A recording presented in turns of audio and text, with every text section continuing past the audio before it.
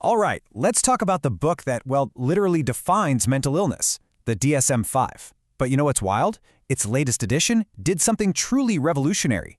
It completely flipped the script on what it means to have a mental health condition. So yeah, let's get right into it. So let me ask you this. Is mental illness black and white? It sounds like a simple question, right? But it's actually at the heart of this massive debate.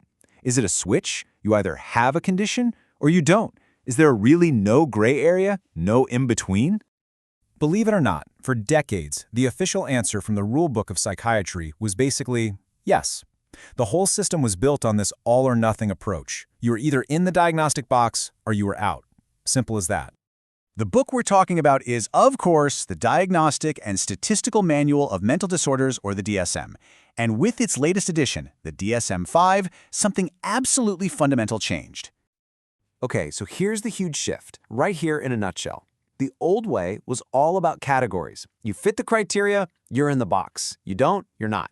The new way, the DSM-5, is what we call dimensional. It sees everything as a spectrum. So the big question isn't, do you have it anymore? The question now is, how much of it do you have? It's a total game changer.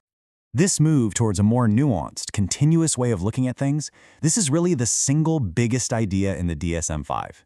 It's a fundamental shift in how we see mental health. There's this fantastic quote that our source for this explainer uses, and it just hits the nail on the head. The map is not the territory. And that's exactly the point here. A diagnosis? It's like a map. It's a really useful guide for sure, but it is not the person. It can't possibly capture the entire complex territory of an individual's life and experience. So, you might be thinking, okay, a world of spectrums, how do we even begin to make sense of all that? Well, the source we're drawing from boils it all down to a single, powerful number, 8.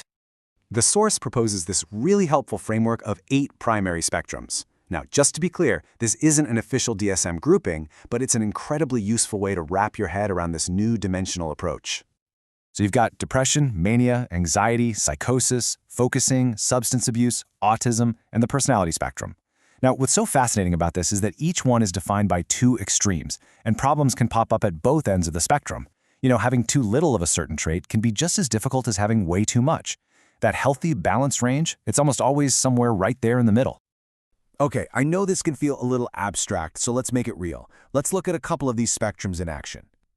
First up, let's talk about the anxiety spectrum. According to our source, you can think about this entire spectrum organized around one central idea: vigilance. You know, that basic human capacity to be alert to danger. So if you look at it like a scale, on one extreme end, you've got too little vigilance. That can lead to recklessness, right? Not really evaluating risk. Then on the other extreme, you've got way too much vigilance. This is where you get hypervigilance, feeling fearful, totally overwhelmed. And that sweet spot, that healthy middle, that's about having appropriate caution. It means you can assess risk when you need to, but you can also relax and actually enjoy your life. Okay, let's do one more. The focusing spectrum. This one is really cool because it connects 2 disorders that we don't normally think of as being related at all: ADHD and OCD. It views them as just opposite ends of one single continuum of focus. And again, just like with anxiety, the extremes are where the trouble is. On one end, you've got too little focus, the kind of distractibility we see with ADHD, where your attention just wanders from task to task. On the complete opposite end, you have too much focus, that rigidly locked-in state you can see with OCD, with obsessive thoughts and rituals. And the healthy middle, it's all about flexibility.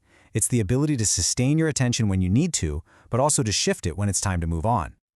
So, we've gone through the theory, we've looked at a couple of real-world examples, but what's the big takeaway here? Why does this matter so much? Well, for one, it completely destigmatizes illness. It just strips away so much of the shame. Suddenly, normal and abnormal aren't these fixed permanent labels you're stuck with. They're just states, and states can change. This view reminds us that we all exist somewhere on these spectrums, every single one of us. So diagnosis becomes less about if you have something and all about how much. And that simple shift has the power to change the entire conversation we have about mental health. So if we go back to that idea, if a diagnosis is a map and not the territory, then where does a journey of understanding even begin? This new approach, it really asks us to be more nuanced, more compassionate, and a lot more curious.